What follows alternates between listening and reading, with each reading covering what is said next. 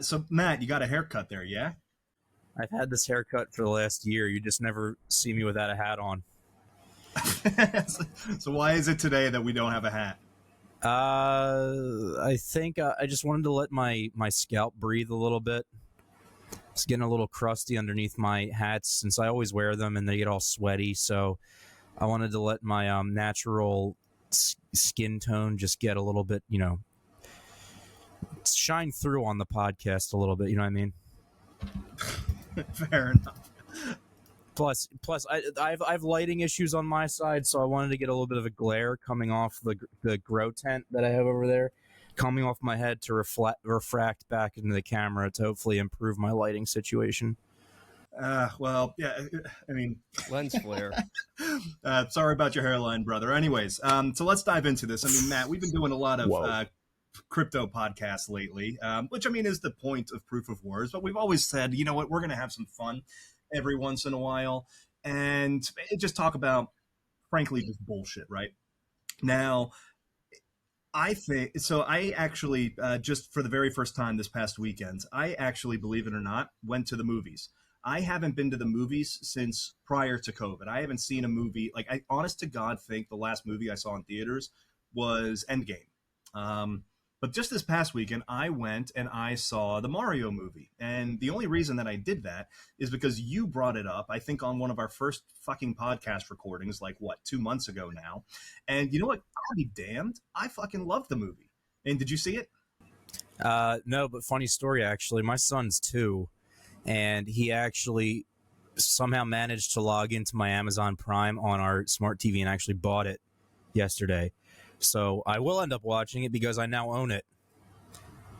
So you don't have any sort of parental controls about not buying shit on your... He's 2. I figured, like, maybe there would be a default to, like, put a password in or something. But he just mashes buttons. He doesn't know what the hell he's doing. Or maybe he does. I don't know. When he's 13, you're not going to have parental controls on the internet either, are you? No, I'm actually going to have our homepage defaulting to porn, so it'll be a lot more easily accessible for him.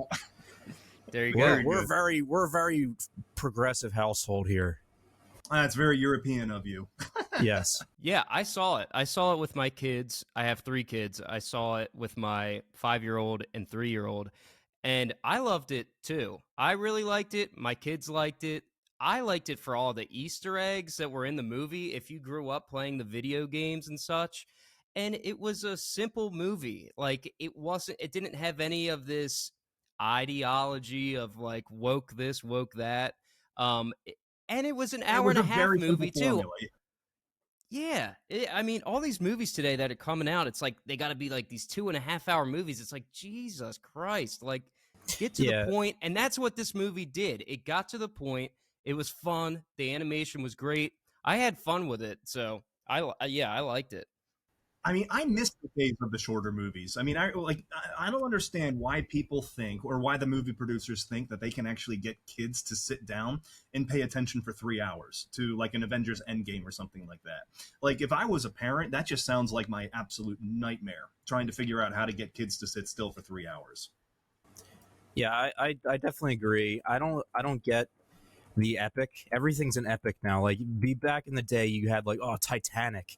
It's like this brand new concept of like the 3.5-hour movie. Now it's like, Black Panther 2, 3.5 hours. Well, you know, they're making a new Titanic. It's the sequel, Returning to Titanic, starring the submarine.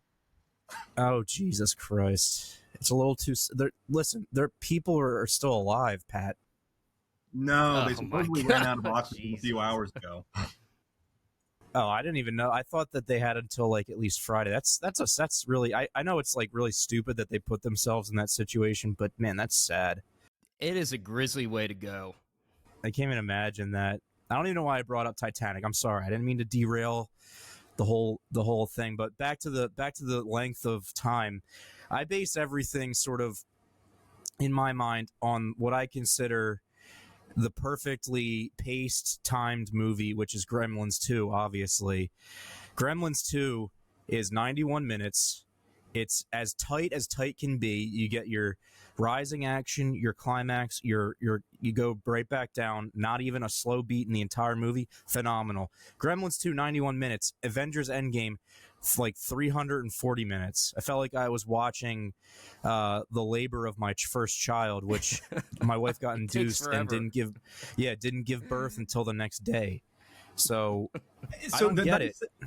So, I mean, what the nice thing about how they do movies here in Germany is they actually pick a point where they put it on pause if you're at the theater.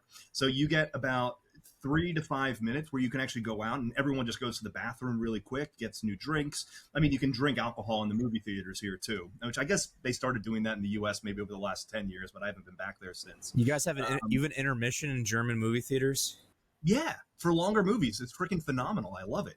I mean, it kind of creates a little bit of a break, but I mean, most people are drinking at the movie theater, so God knows you can't sit through 3 hours of Endgame, basically holding it in if you drank 3 or 4 beers over that period of time. So they have an intermission. It's amazing. Tarantino did that for one of his movies, Hateful Eight. And I actually went to see that. There's a part in the movie where it's an intermission and you had like 15 minutes to go out, get something to eat, go to the bathroom, come back, watch the rest of the movie. It was pretty cool. And I think, yeah. And I think they should bring that back. Because that was what, 2 different movies in one or 3? Oh, that was a double feature too. I love Grindhouse. Actually, I love Grindhouse is cool. I loved Planet Terror, and then Death Proof kind of sucked for most of it. Really? Which is weird because it was Tarantino. I think Death Proof is a better movie, to be honest. I love Tarantino's shit. I'm actually with Boone on this one. I love Tarantino stuff, and I love all of his dialogue. That got to a point where I was like, all right, I get it. Like when the girls are all just sitting around talking about horse shit, like, okay. You like 60s bands. Yeah, it's like, okay, yeah. And they totally... Like, Kurt Russell is the man in the first half of that movie, and then they reduced him to just, like, a whiny pussy in, like, the second half when he's being chased by the girls. It's like, what the hell happened? But it's a metaphor for I don't know what, Ben, but it's... I don't know either. And so I actually love I haven't watched it in a while, so... Yeah, I might have to go back and do it. I mean, I love Death Proof the first time that I saw it, but I will say I haven't watched it for 12, 15 years maybe at this point. But on follow-up viewings, I do remember like being significantly less enthusiastic about it. I mean, I don't know. I'll watch anything that Tarantino does. I really hope his 10th movie isn't like Star Trek, like what he's talking about doing. I just don't see that. It won't be. He's misleading you. It's going to be something we haven't even thought of. I mean, he basically has been trying to go through all the genres, right? Like he's got his westerns, he's got his kung fu movie, he's got his like action movie, I guess, with Death Proof. Well, almost. it's already been announced. It's called like the Critic or something, and it's supposed to be like a Taxi Driver type movie or some shit. Oh, The Critic? Is it a remake of that John Lovitz cartoon? You guys ever watch that show? I don't know. That'll be hilarious. It's got a female lead, but yeah. So yeah, it's called look it up. It's called The Movie Critic as his 10th movie. So it has already been announced that it is coming. I mean, that's kind of meta. But I don't know what genre. So I mean, if he's going to make it is going to be better. It sounds like movie critic. I mean, God knows it's going to end horribly for the movie critics, and it's probably going to be like a retrospective on how Tarantino has viewed movie critics over the course of his career. I mean, that's pretty fucking meta if he pulls that off. I mean, help the movie. His last movie was basically meta, right? It was all like Hollywood shit. Dude, I love that movie. I thought that movie was awesome. I mean, I liked it. I like anything Tarantino does, but I mean, I felt like that was far and away one of his weakest entries. Really? I mean, you compare that to okay, like I'm going to put Pulp Fiction on its own tier because I think we can all agree, even within the context of Tarantino movies, Pulp Fiction's on its own tier. And then after that, I love Django. I thought Django was fantastic. I thought Inglourious Basterds was fantastic. I love the Kill Bills, even though they're a bit, I don't know, redundant, I guess, a little over the top, but I thought they were very well done. And then after that is where I would kind of slot in Hateful Eight and Once Upon a Time in Hollywood. Like, for me, it was a good movie. I'll still love anything he does. It just, didn't feel like a Tarantino film until like the last. You don't like Reservoir Dogs? Oh no, I do love Reservoir Dogs. Okay, Reservoir's in like the tier, if there's a tier just below Pulp Fiction. For me, Once Upon a Time in Hollywood, the first time watching it, like if you don't go in with any background of what's going on, like I could see you not as a viewer like enjoying it the first time around. But for me, I think the rewatchability of that movie has increased over time, and I think the first half of the movie is actually better than the second half because you know how it's going to end now. Whereas the first half is sort of like a slow burn, and there's funny parts in the movie, like DiCaprio in his trailer, like getting all pissed off at himself, and the part towards the end too, where he's like, "You fucking hippies, god damn it!" Like he just hates hippies, dude. Try rewatching it. It gets better, I think, the more times you watch it. That's for me anyway, though.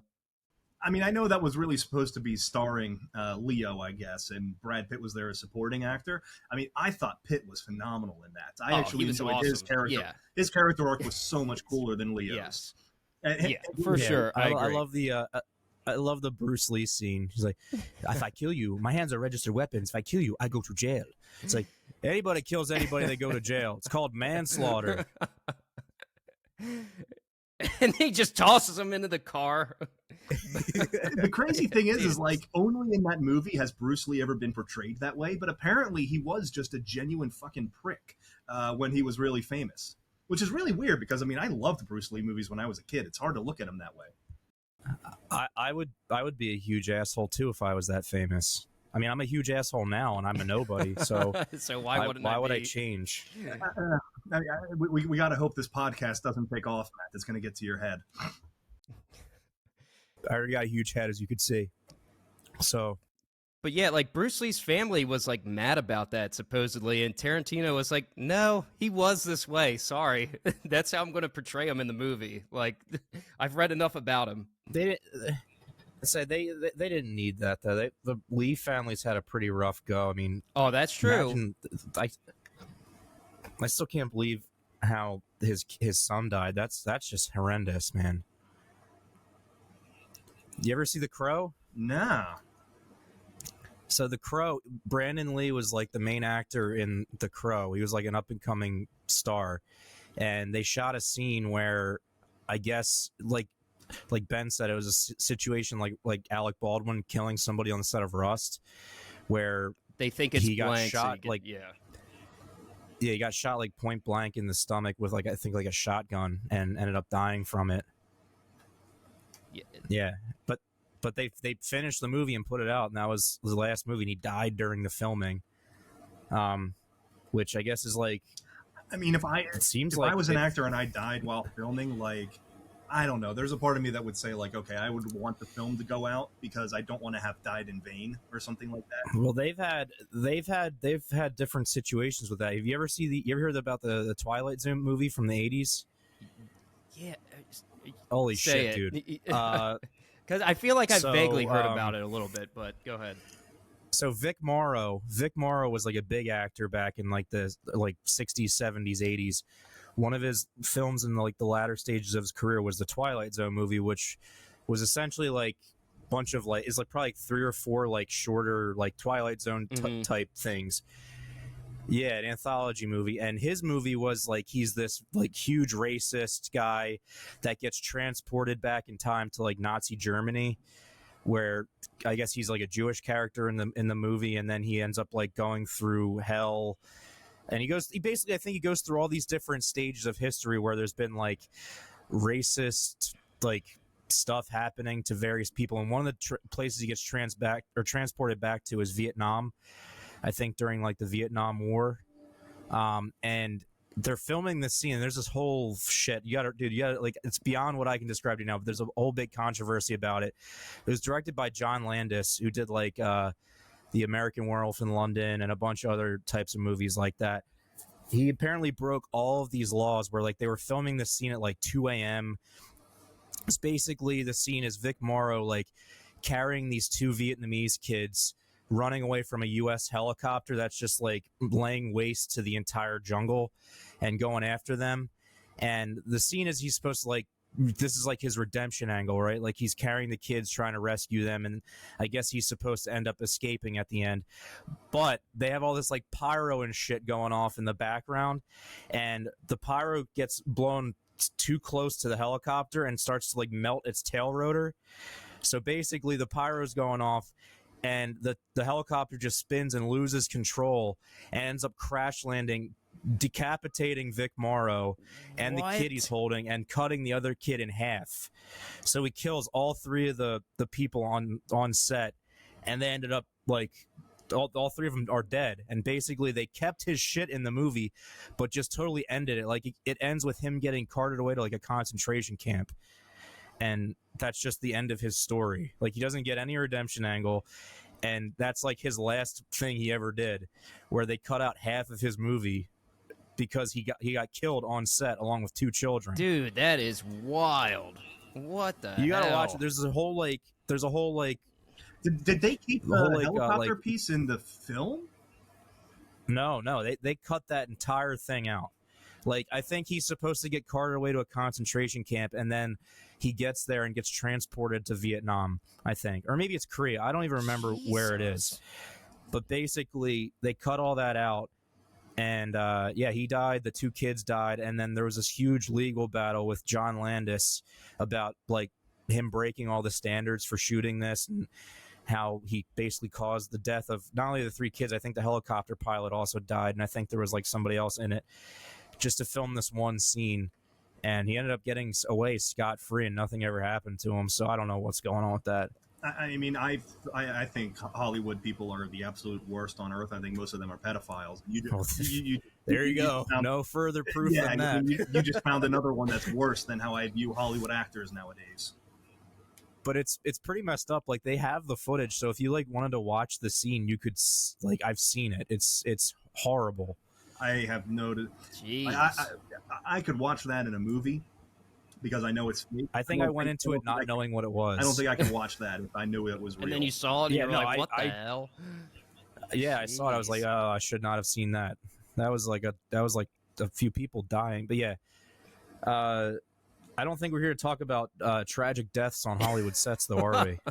I mean, we can talk about Alec Baldwin if we want. No, I mean, that the Vic Morrow thing makes Alec Baldwin seem almost like, oh, well, that sucks. That's a shame. Then you read about that, it's like, holy shit. Yeah, that's. I mean, so what's the most recent movie you've seen, Ben? What's the most recent movie I've seen? Is that what you asked me, Pat?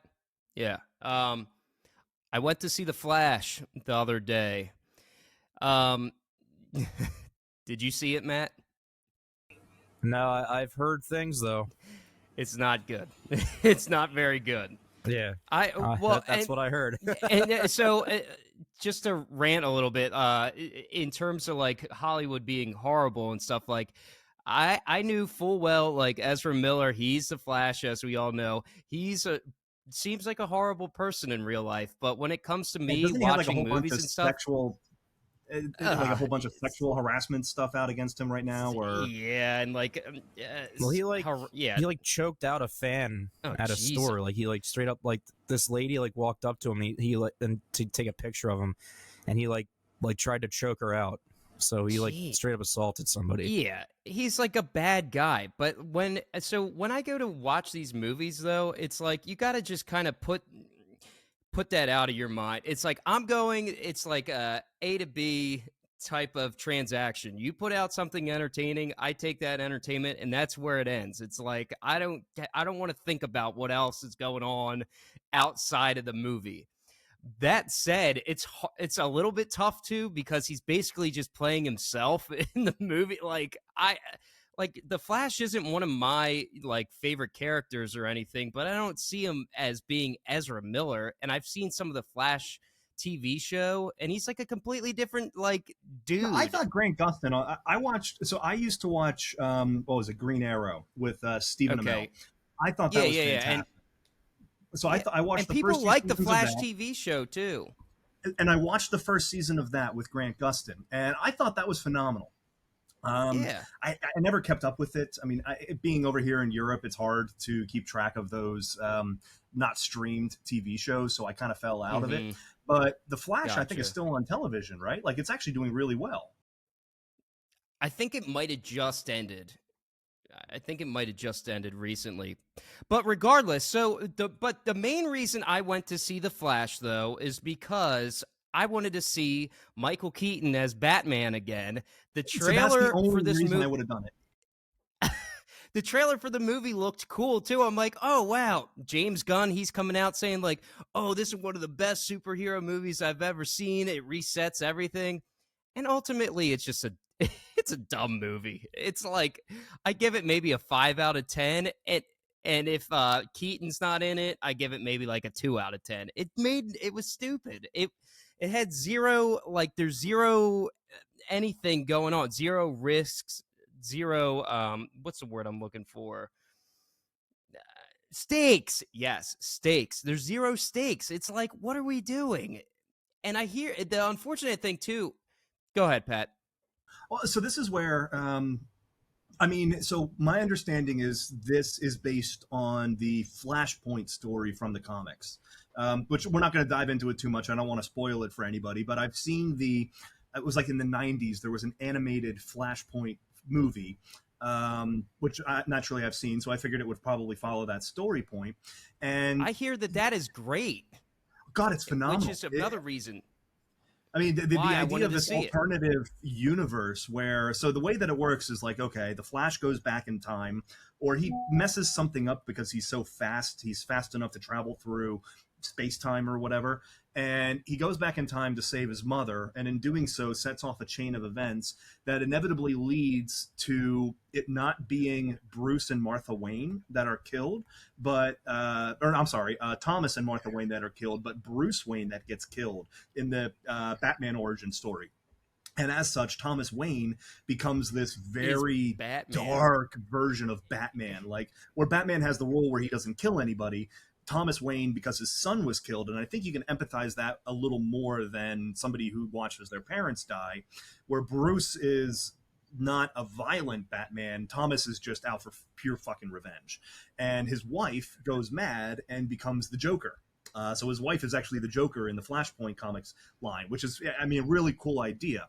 And what I understand from the Flash movie is that they took that loosely, but they tried to make it a reset of the entire DCEU because DC has just completely screwed everything that they've tried to make movies about. I mean, like they tried to copy Marvel's success, and I actually did enjoy the first Superman movie. I thought it was reasonably well done, but I mean, everything from there has just been a clusterfuck. It's kind of hard to believe that they managed to screw up on what would almost seem like a slam dunk, because if you think about it, Marvel was sort of on the flip side of where DC is now back in like the mid to late 2000s. You had fresh off like Batman Begins, Dark Knight Rises, which were lauded by a lot of people as not just like some of the best superhero movies of all time, some of the best movies. I mean, The Dark Knight, I've heard people think is one of the best movies of all time, which, you know, I think there's some merit to that. But like, you had DC coming off this extremely hot property, and they had some shit like duds they released. Like, remember Superman Returns? Mm-hmm. They had like the Ryan Reynolds Green Lantern movie, like all that stuff. They sort of really shit the bed with that. And Marvel was releasing stuff like the original Spider-Man was successful, and then Spider-Man 2, but then Spider-Man 3 was horrible. You had like the Fantastic Four movie with Jessica Alba, which was pretty bad.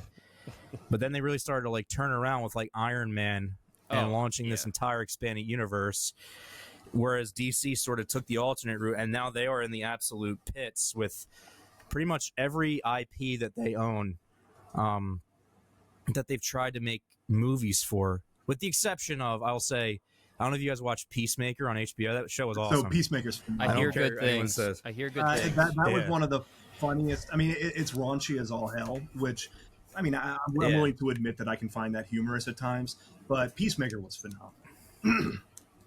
Yeah, I mean, I love John Cena, and it was all James Gunn too, which makes sense because he's good at establishing that like goofy world and character development, and writing that sort of character. But outside of that, like the second Suicide Squad was pretty decent, I thought. The first one was horrible. And then everything else, I think, has been an absolute dud. I know people will say, like, "Oh, the Snyder Justice League, man, like that release was so good," but that was like 4.5 hours long. Yeah, it goes back to the length. Why can't these storytellers tell a story in like 2 hours, let alone 90 minutes, like movies always had been done? Why do I need a 4.5 hour movie to get Zack Snyder's point across? Well, because now you have to have superhero movie. Yeah, exactly.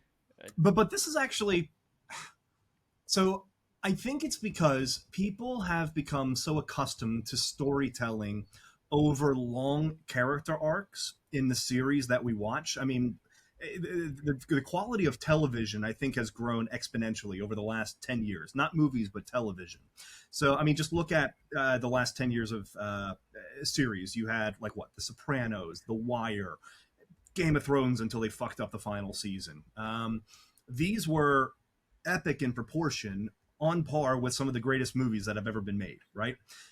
People have become accustomed to the longer character arcs, the continual story development, which I think has almost kind of forced movies to become longer because it's no longer purely about the spectacle of the film. Like, you can't just have the spectacle, or you can't just have character development. Like, I don't know, some of the older films, I guess.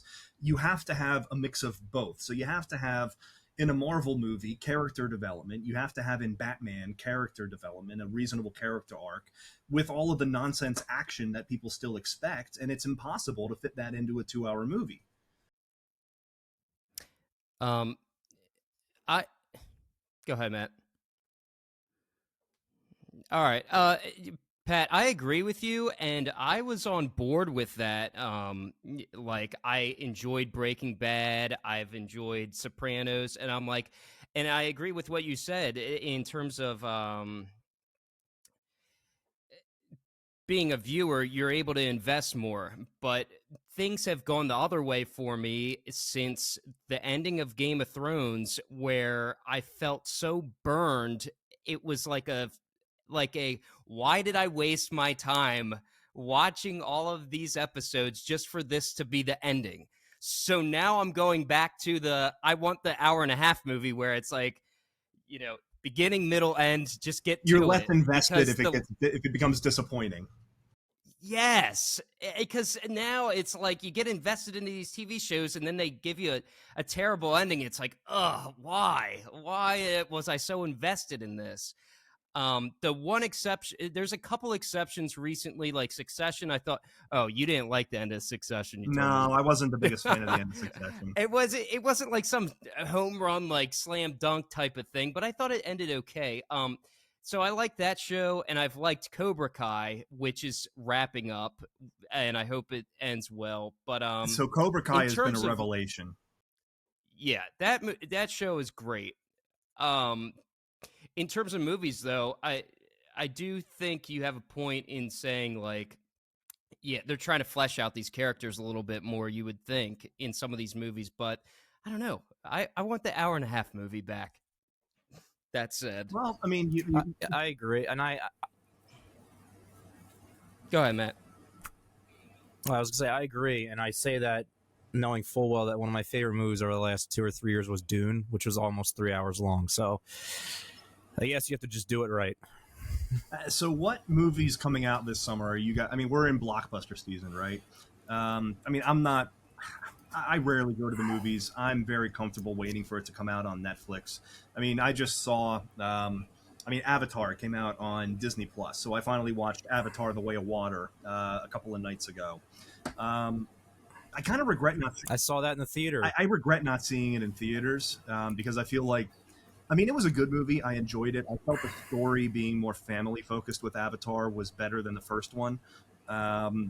With that said, God, the spectacle of that would have just been absolute. I mean, it was great on my TV here. I can't even imagine what that looked like in IMAX or on the big. Yeah.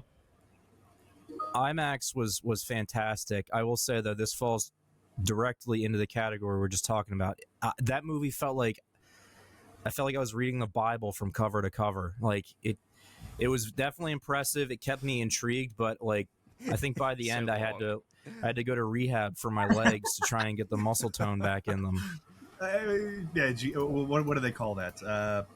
Like when you get like bed sores or something because you're in bed for 2 days. Oh yeah, I had to have. You know, we went to like the dine-in movie theater where you can like press the button, and they bring you drinks. I had to have the person come over and like rotate me so that my my bed sores didn't get too bad. I didn't see Avatar, but I've heard good things. I didn't like the first one, and I think it was better than the first one. That's what I've heard. Opinion. That's what I've heard. So the first one was just a retelling of Dances with Wolves, right? I mean, anybody that's ever seen either of those films or both of them, they can tell that right off the bat, right?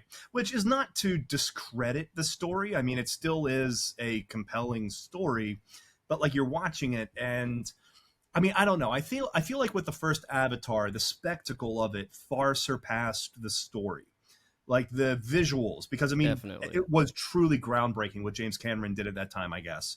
The visuals of it far surpassed any element of story or character development, right? It was not necessarily relatable and it felt cheap. I feel like he corrected that with this second film. He made it more about family. It still had all of the spiritual, we're all connected undertones, but making it more relatable, I felt made the difference. And it was kind of cool. Like you got to see Pandora again. You got to see different elements of this new world. They expanded on the lore of Pandora. I know you love talking about lore, Ben. I mean, it was really kind of intriguing in that regard. But I mean, what do you guys have coming up this summer? That to go back to your first question, Oppenheimer is the one that I would probably go out for. Christopher Nolan's movie, and that apparently is like over. Movie. That supposedly might be good, actually. Let me tell you something. It's funny you mentioned that because I currently have planned right now a day-night double feature because Barbie and Oppenheimer are both released on the same day. People are doing that. I'm going to start I'm doing it. I'm doing it. Nice. I'm going with my buddies. I don't know if you remember Steve Wood, who I used to do my old podcast with.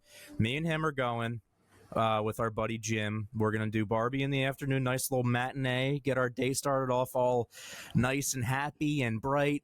And then after the sun goes down, we're going to go see Oppenheimer and absolutely want to jump off the nearest building. Yeah, because you can't expose that has to be after dark that I would expose myself to that. Good Lord. So I've only ever done a double feature once. I mean, I'm not going to count Grindhouse. So I've only ever done the double feature once. I actually did it with our good friend Conrad we grew up with. And we went to go see No Country for Old Men because it was during Oscar season. Now, the fun thing is they screwed up the movie reels.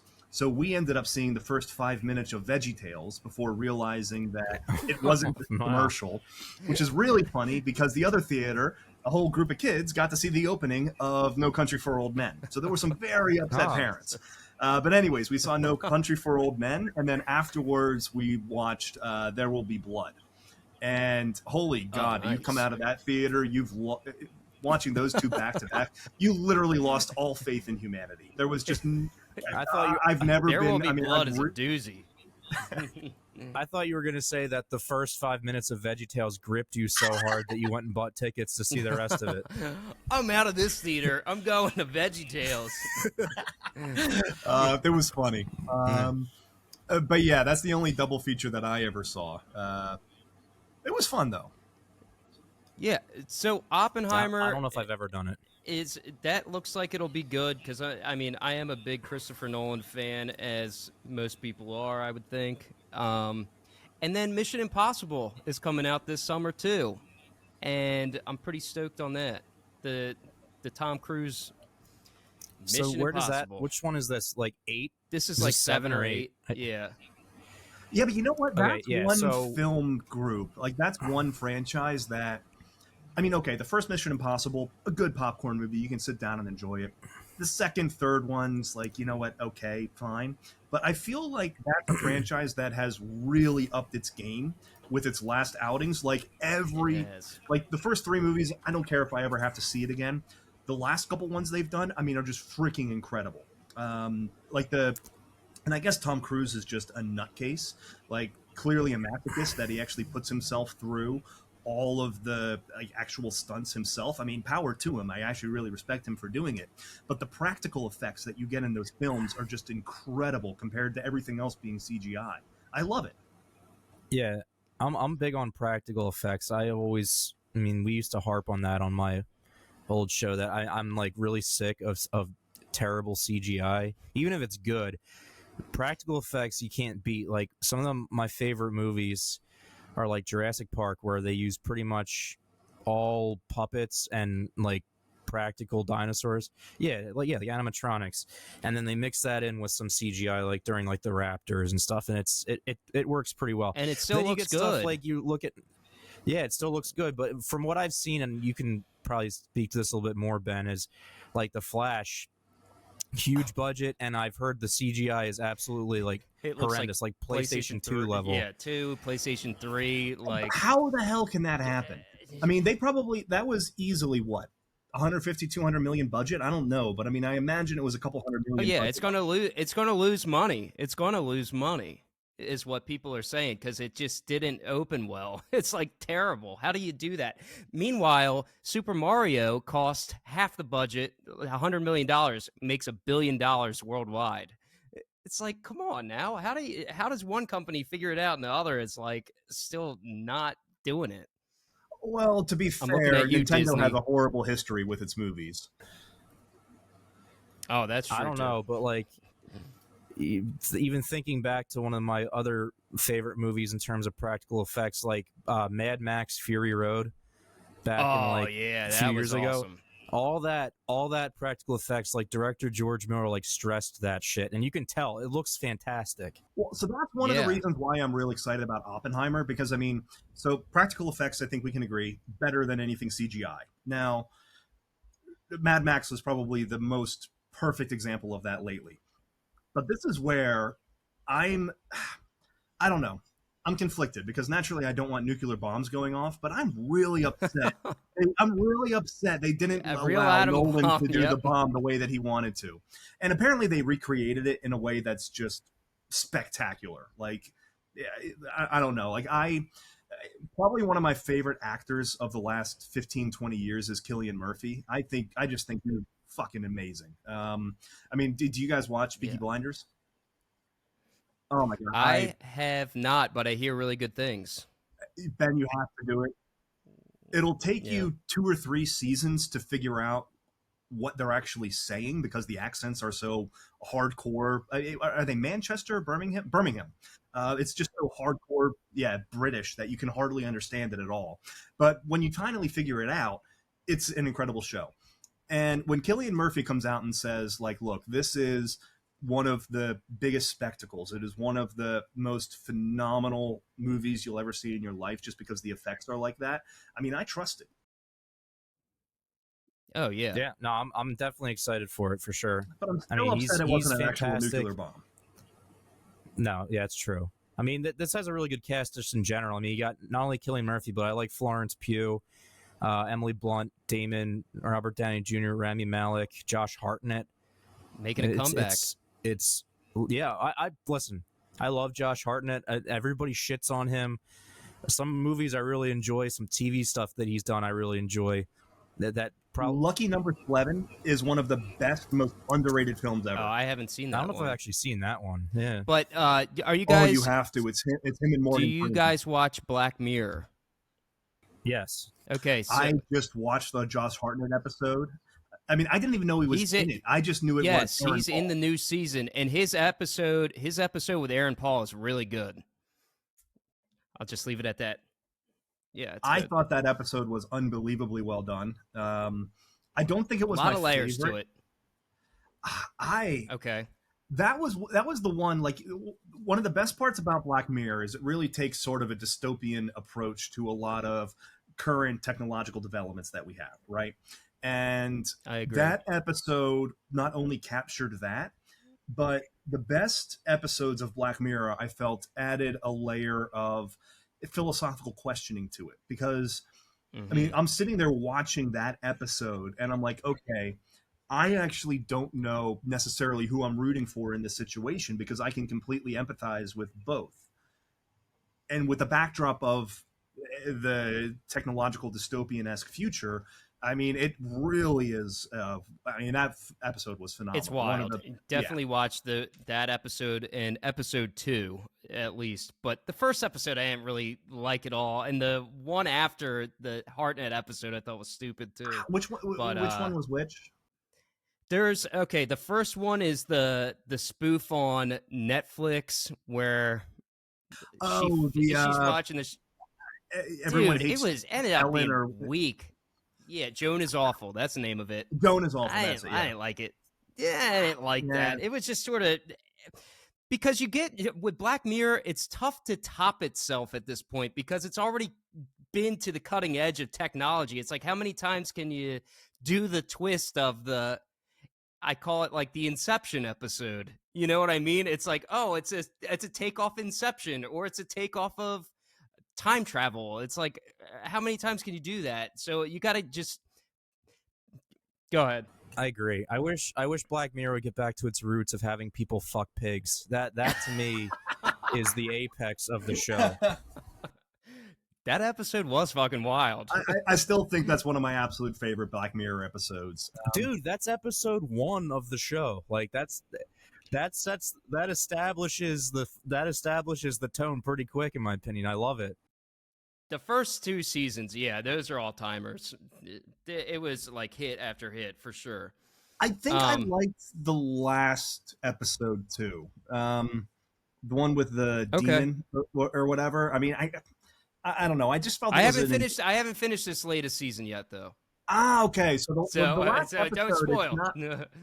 The last episode's not a banger, but it's interesting. The one that I liked the most out of this season was the one in rural England with the Loch Henry. That one was awesome. I loved that episode. That's another one that has a lot of philosophical questions towards the end about. So what was unique about that one is they completely went away from the technology aspect of it, which is unique for Black Mirror. It's very rare that they don't have some high-tech angle, or even technology that doesn't exist today. It's never really had an episode that wasn't based around what technology enables. That was, I think, the very first episode where it was just a psychological fuck. Like, it was just a complete psychological thriller. It's just a horror mystery type thing. I thought it was phenomenal. That was an awesome episode. Yeah, it's a great episode. And when you get to that twist, it's like, oh my god, it was incredible. Well, I'm excited to watch it then. Just to echo what we were saying, I'm glad Josh Hartnett's back. Yeah, that's cool. I loved The Faculty. You ever watch that movie? I haven't seen The Faculty, but I do remember it. That's the one where the teachers are turning into aliens or some shit, right? It's like alien worms like invade the earth, and it's up to Elijah Wood and Josh Hartnett to save humanity. Oh, which sounds like a movie I gotta watch. I can't think of 2 better people to put my faith in than Frodo and the guy from 40 Days and 40 Nights. I have seen that one. That was a funny movie. He's in a lot of movies. Like, he's in 40 Days and 40 Nights, and he's in 30 Days of Night, which I actually really do like. I don't know if you've ever seen that movie. That's a vampire movie. Yeah, it was during like the peak. It came out during like the peak of like Twilight like hype. And they released this movie where it's just the vampires are not cool and they're not handsome and they're just brutal. And it takes place in Barrow, Alaska, where like every year, like a month of the year is just totally dark, which is brilliant. I mean, goddamn, you have an entire world where the vampires can just run free. That's pretty cool. But that's a really good underrated horror movie in my opinion, and it's like brutal to watch, but Josh is great, and he was in Penny Dreadful, which I don't know if you ever guys watched that, but I've heard pretty of it. decent. I watched the first season of that. I couldn't really get into it. I thought. I mean, it was pretty good. What's her name? Ava Green. Yeah, Ava Green. Her Timothy Dalton's in it, but yeah, still like horror based. Like she's been in a bunch of movies. She was in whatchamacallit. She was in Casino Royale, but I don't think I've ever seen her since the James Bond movies. I mean, God, she was in the 300 sequel. I know you watched that one. Oh, of course I did. I used to do the 300. I like 300. Yeah, the sequel I don't think was that good. But she was in the Sin City sequel, which also sucked. Pretty much every movie she's in, she's basically naked the entire movie. So, yeah.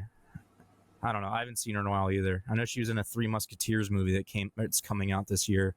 They're making another Three Musketeers movie? It's a French movie. I don't know. You know what other movie they're making this year or coming out? Indiana Jones. Are you guys going out to see the Indiana Jones Dial of Destiny movie? I didn't see Kingdom of the Crystal Skull or whatever the hell it was. I'm not going to see this one probably. Although I will say, as bad as this one looks, I do like Mads Mikkelsen as a villain. Okay, I liked him.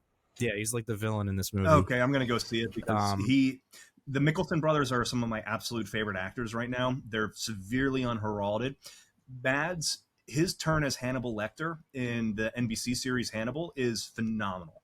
Like, obviously Hannibal is Anthony Hopkins, right? I don't think anybody would argue that. I think he gives him a run for his money.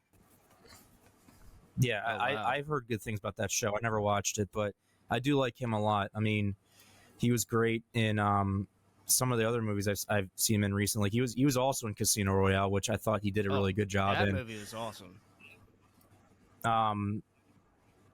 He was actually pretty good, and this is one of my least favorite Star Wars movies. He was in Rogue One. I thought he was pretty good in that.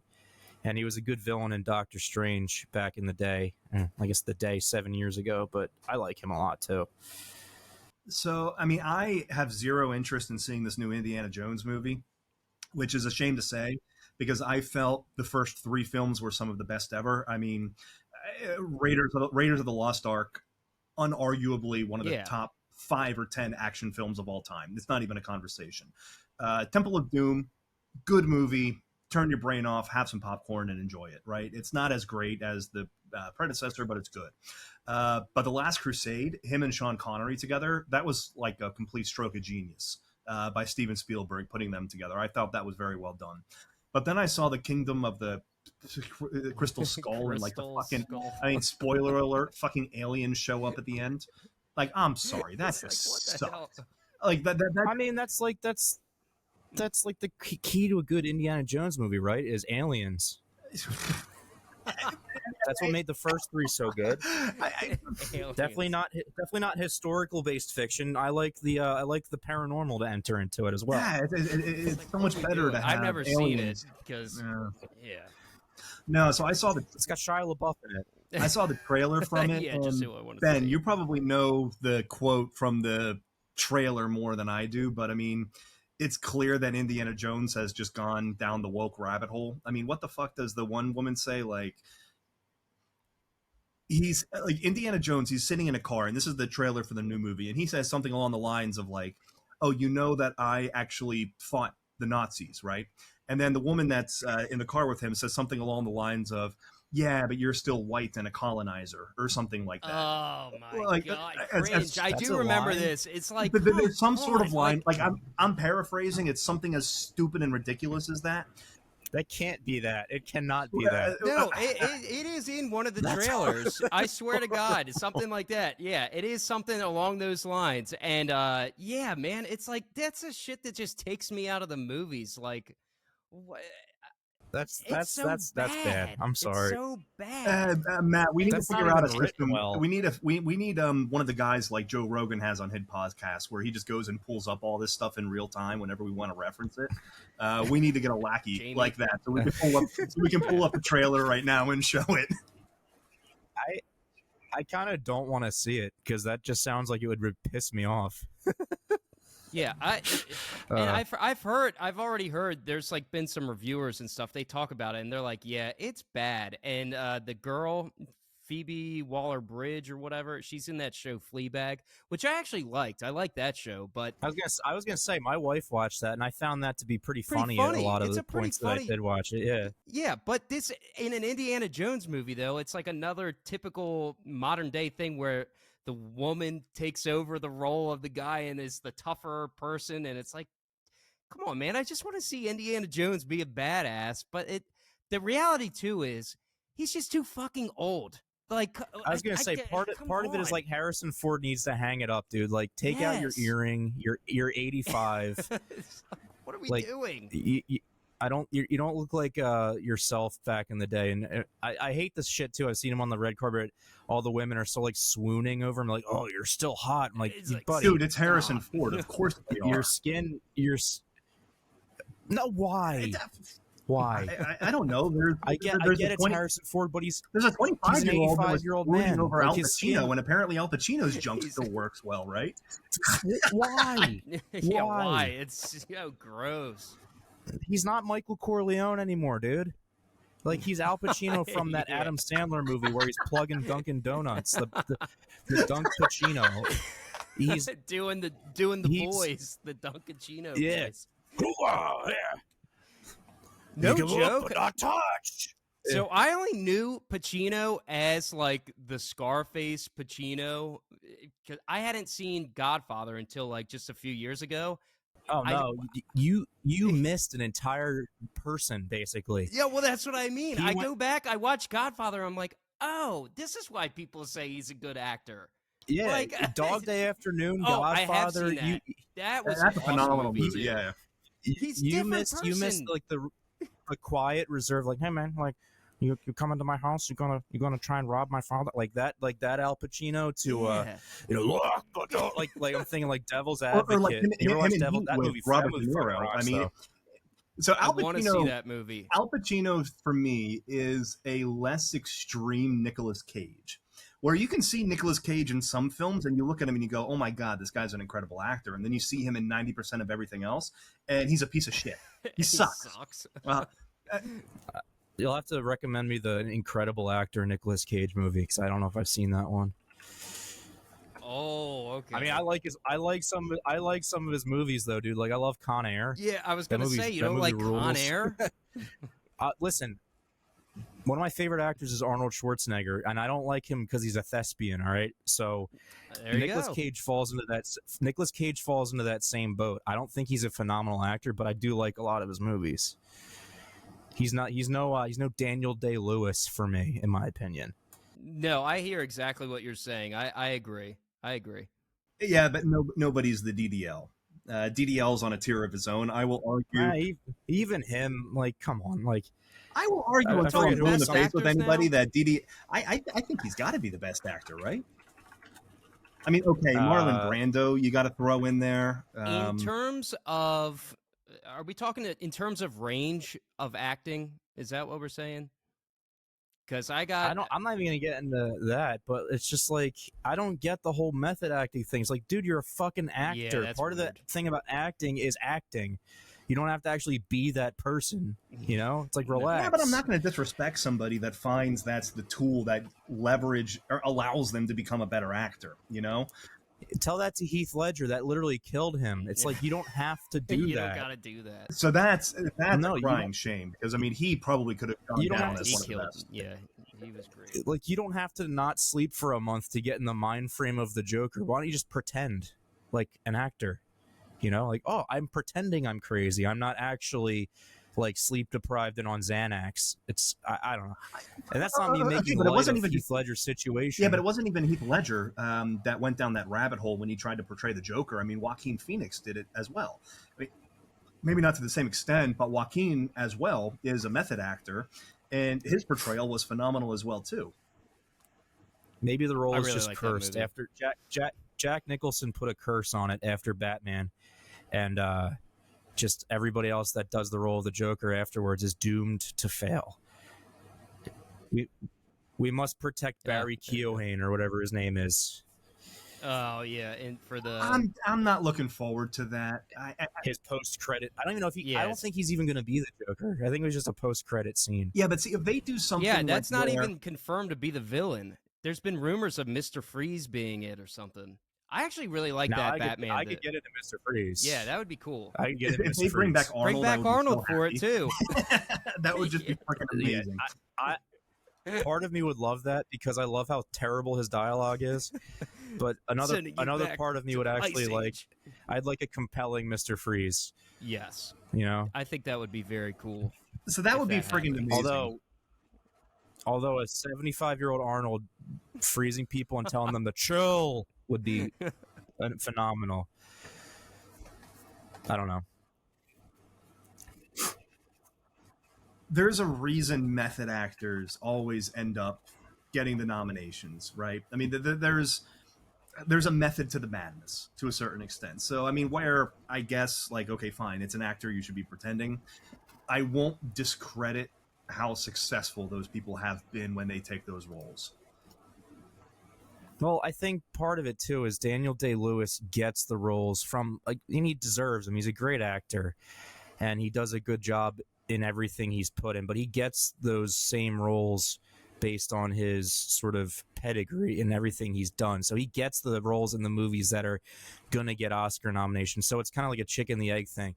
Are they getting Oscar nominations because of him, or is he getting the Oscar nominations because of the movies? And I don't know. Probably a little bit of both. I don't even know if what I just said makes sense. No, it makes perfect sense. And I do think it does. I think it does.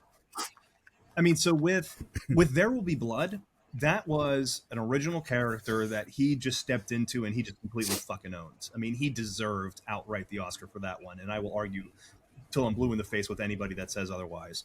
But like with Lincoln, that was a movie that was set up almost exclusively to give DDL another Oscar.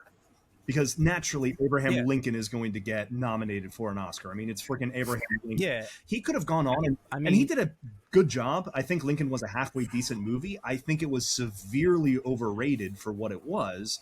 I think that was one of his absolute worst performances. But he still got the Oscar because it's DDL as Abraham freaking Lincoln. So, of course, it was going to happen. Yeah, and you get movies like that are always going to get the Oscar hype, right? Regardless of how they really even are. Like this is gonna be me sounding completely stupid and ignorant, but I've never seen The King's Speech. But you can't tell me The King's Speech was better than Inception, for Christ's sake. Okay? I don't care what anyone says. No. Inception is an awesome movie. And I think Social Network was nominated that year too. Social Network was a great movie as well. That was a big year. Social Network, I think, beat Inception for best music, which blew my fucking mind because you can't, like, Hans Zimmer. Come on, bro. Like, I think who did Social Network? Is that Trent Reznor? Trent Reznor. I think Trent Reznor. Yeah, which I love Nine Inch Nails and I love some of his other work. But it's Hans Zimmer, for God's sake, dude. No one has watched. I still listen to the Inception soundtrack. No one's watched The King's Speech since that year. Let me ask you that something. Have you ever seen The Revenant? Yes, it was great. Oh, yeah. Have you watched it since? Yeah. I mean, no, but that's the thing. Like, it's one of those movies I watch it once. I get to see Leo get raped by a bear, and then I don't have to watch it again. Well, I think we're getting at the root of it here. Is that the Oscars actually suck? That's the bottom line. Yeah. Did you they see are the not Oscars? True. Yeah. It's terrible. They like, and they've been better in the past.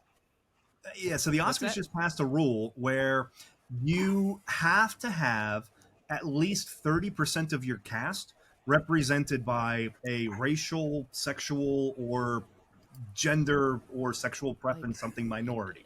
And if you don't qualify for that, you cannot be considered for any Oscar.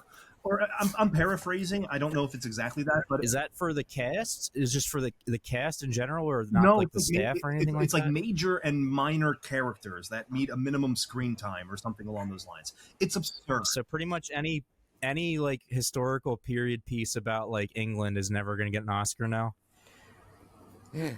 unless it's about slavery. I mean, I honestly, I don't pay much mind to the Oscars. I will say this, though. Something they did last year that I thought was pretty cool is they usually nominate all these sort of like super duper heavy story shits. Like I'm thinking like I don't even off the top of my head, like this is a really horrible example, but I'm thinking like something like Philadelphia, and that I know it was like 30 years ago, but something like super heavy in like subject matter. Which Philadelphia is a good movie. I'm not saying it wasn't, but then last year to have like Everything Everywhere All at Once to win all those awards, being such a weird fucking movie. Have you guys seen that movie? Like, no, I thought it was okay, no, but I want to. It was okay, but like again, to your point, it's like that was Best Picture. I think, but I think it's cool in a way. It's what? I think that's, you think it's cool in a way? It's such such an out there concept can win a Best Picture and not have it be like totally like a drag to watch, like a movie you'll watch once and never watch again because it's so hard to watch. Essentially, I see. I do understand what you're saying. I think to me though, it's in retrospect with certain movies. Like when Black Panther gets nominated for Best Picture, and it's like that's nominated, but Dark Knight didn't get nominated. I'm thinking, well, but like to be fair, they only expanded the Best Picture nominations from 5 to 10, basically because of the Dark Knight. Like that's the only reason that they actually expanded it, so they could still kind of have their. I can see that.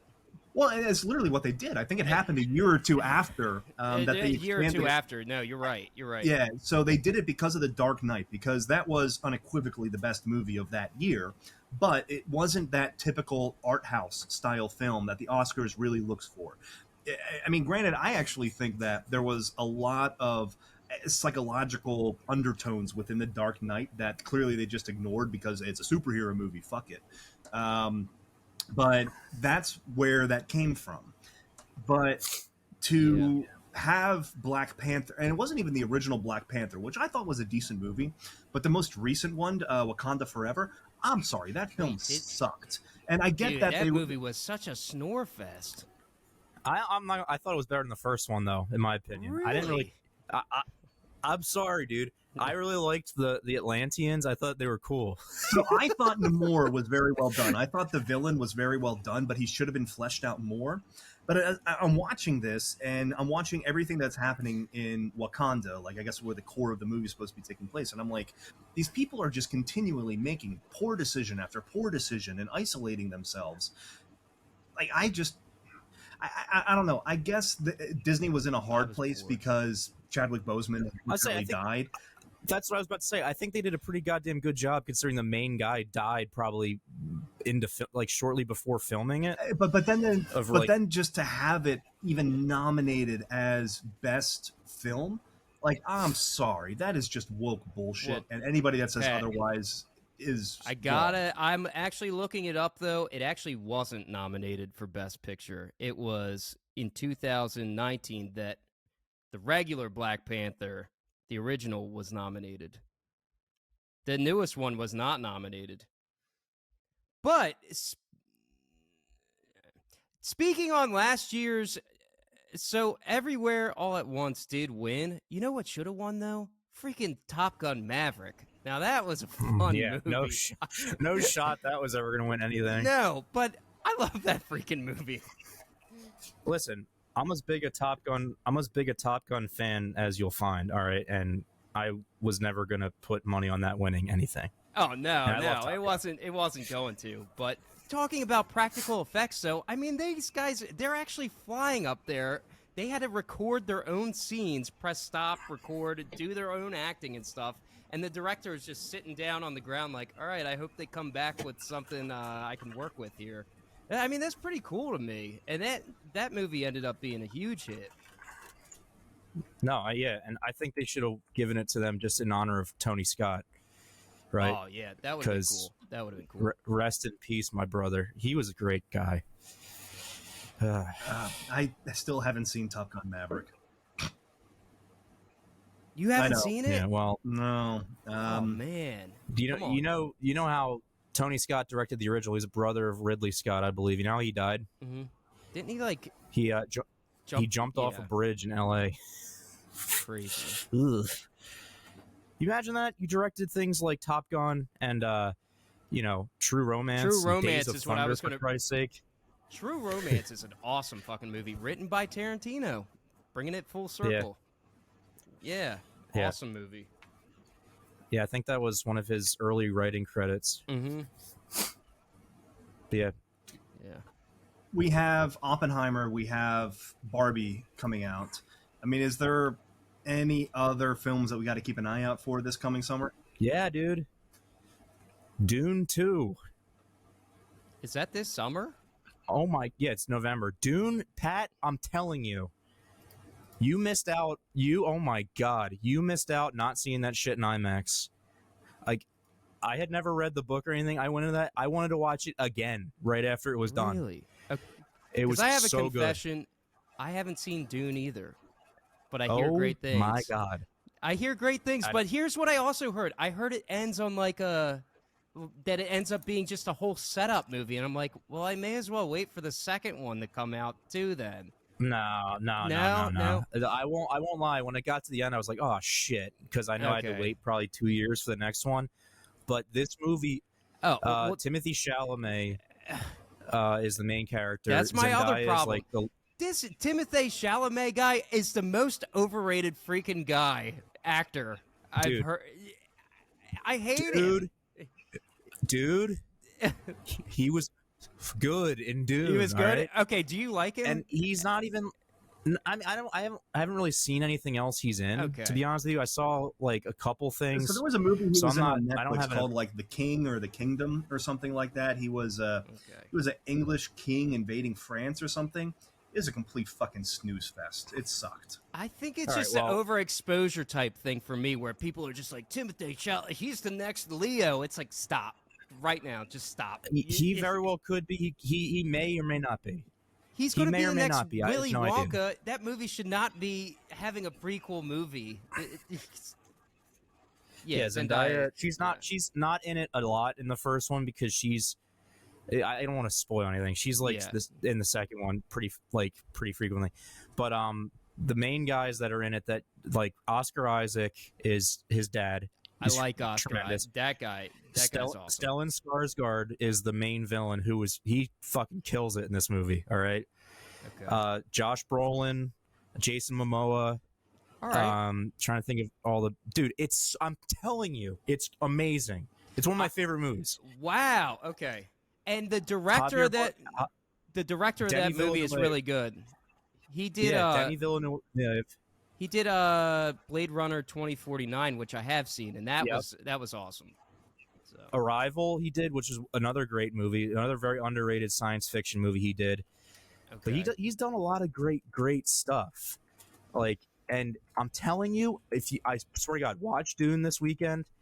And if you hate it, I will reimburse you for your time somehow. I'll have to get it. And he directed. I'll Did you ever see Sicario? No, I hear good things about that one too. He did Sicario too. That movie, his directing style is great, but Dune, I cannot even tell you how. Like, I can't say how good enough it is. So you had me at Zendaya. I can't say like enough. My new Hollywood crush. Oh, she's great. She's great in it. She's great in it. And there's a lot of other like sort of smaller character actors that you'll recognize. Like Dave Bautista's in it. He's great. Rebecca Ferguson plays Timothée Chalamet's mom. I don't know if you would remember her from anything. She was in The Greatest Showman, if you've ever seen that movie. No, I've heard of it. Yeah. David Dastmalchian's in it. He's pretty good. He's been in a bunch of stuff. I don't like the new Suicide Squad movie. He was Polka Dot Man. I'm telling you, I sound like an asshole probably right now, but I loved it so much, and I'm actually going to go watch it again tonight probably now that I'm starting talking about it. But that's the one movie I think I'm most excited about this year.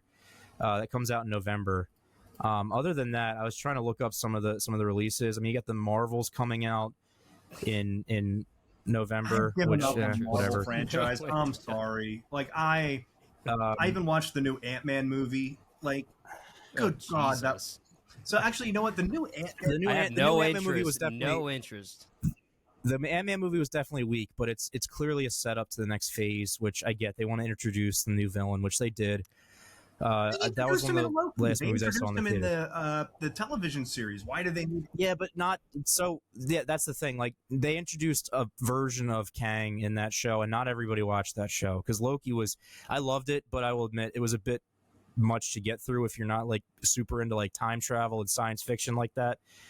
But the Marvels is probably gonna be another like pretty decent setup movie, I think. But I'll tell you what, another movie I'm looking forward to that I haven't seen get much play, but I haven't been paying attention. The Napoleon movie coming out by Ridley Scott, coming out in I think December with Joaquin Phoenix as Napoleon. No Oh, shit. there you go. That sounds like a good It's team Joaquin up. as Napoleon. Yeah, yes. Okay, that's That intriguing. sounds cool. So it's about his like rise to power. So I think it'll be awesome and a lot of battle sequences from what I'm reading, which I think will be sick. But there are some other movies that are coming out that I think you guys probably will be into. Is like there's a new Scorsese movie coming out in October with Leo and De Niro. Killers of the Flower Moon. Yeah, I want to see that one. That looks crazy. That's another 3-hour, 20-minute job or whatever the hell. Yeah, but anytime so it's based Scorsese on and a Leo book. get together, you know it's going to be a banger. It's a sobering appraisal of America's relationship with indigenous peoples. So I don't know if it's like a period piece that takes place. I don't know if it takes place during. I haven't read anything about it. I don't know if it takes place during like the early days of America. Because looking at him, in this picture, he looks kind of like he's wearing like sort of a old periodic like costume. Yeah, it looks like it's probably. Actually, no, I don't think so. It looks more modern. In 1920s, it takes place in 1920s Oklahoma. So that could be interesting. I do like movies set during that time period, so I think that'll probably be good. I think so. Oh, it's talking about a string of brutal crimes that came to be known as the Reign of Terror in Osage Nation, Oklahoma. So I'm sure it sounds like it'll be interesting. I mean, it's probably like it seemed like a crime/drama type movie, so I think that'll be good. Considering I just read about it 5 seconds ago, I'm really excited for it. The other movie that was good this summer, though, that I did see, the Spider-Man Spider-Verse movie. If you guys, the first one was really good. Yeah, this one takes it to another level and does the multiverse thing like the right way. I feel it was tired awesome. of the All multiverse. the hype is worth it. Like I'm sorry, I'm just tired. It's getting a little tiresome. I agree, but this one does it right, and now we can stop. Now we can just shut the book on it. I got a little bit tired of that. I think it's a cop out for a lot of like it is I completely bad writing agree. decisions. Well, but I mean, this is the point that you made earlier, Ben. I mean, you were talking about the Flash. There's no stakes in the movie. I mean, I subscribe to the Rick and Morty view of the multiverse. Like, okay, fine. If there's an infinite amount of you, an infinite amount of family, nothing fucking matters. So, okay, one universe gets destroyed. There's an infinite amount of equally similar universes. I mean, why do I care about that one universe? I'm sorry, I just can't. There's no stakes in the multiverse. That's why maybe the Flash thing sucked. I'm just so tired of it was a very cool plot device, something that made Loki interesting. It made the initial Spider-Verse movie interesting. Apparently it made this one interesting. I thought it was reasonably well done in the new, not the cartoon Spider-Man, but the No Way Home. No Way Home. Where they brought back Andrew Garfield and Tobey Maguire. But that was only well done to the extent that it was nostalgic. Right? I don't really. Well, yeah, you already cared about the characters. Like it's not like they were introducing brand new universes. They were already established characters in their own films. So it's not like just some parallel universe. It's a parallel universe that you're already intimately familiar with. So my thing is like where Marvel is going, where everything's based around the multiverse. Like, do I give a shit if what is supposed to be our cinematic part of that universe dies? I mean, no, I can't. There's no stake in it because there's an infinitely. I mean, there's a exact replication of our universe in that Marvel universe where everything is exactly the same, except Mook is 5 inches. So why do we care about the 4-inch mook dying? I know. It's a Only good Ben's question. going to get that joke, and I do hope that Mook I watches just this. heard. No, I just realized what you were saying. You just threw it in there. I just was playing. I was thinking that maybe that was a character I didn't. No, know. that's an I was inside like, joke, wait, and we're going to have. Oh, what did he just say? That's funny. But, No, I I agree mean, with why you, do I Pat. care? And You know? why do you care? No, I agree.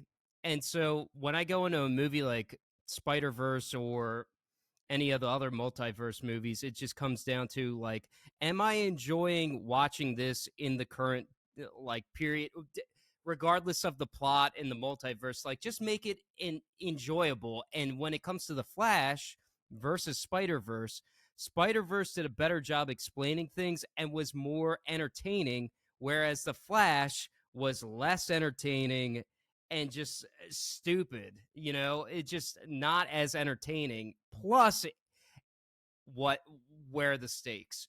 Whereas at least if there is no stakes in Spider-Verse, it at least made it feel like there were stakes. You know what I mean?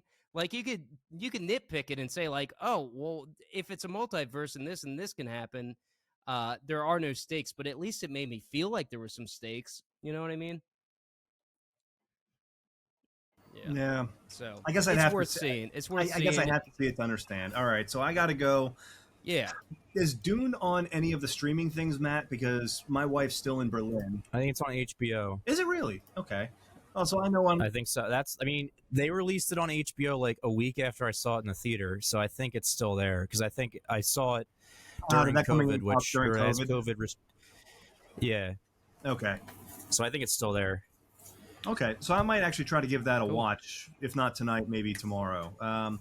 Anyways, guys, you have to tell me as soon as you watch it your thoughts on it because I feel like I just opened your. I feel like potentially I could have changed your life forever for the better. So actually, you know what? One of my biggest investors in a company I run, Christian Augemeyer, I don't know if he was invested in the production of that movie or something, but because that movie has, and correct me if I'm wrong, Matt, but it has like psychedelic undertones to a certain extent. Yes. Yeah. Like he was a huge promoter of it. Like he was somehow financially involved with it, was telling everybody to watch it.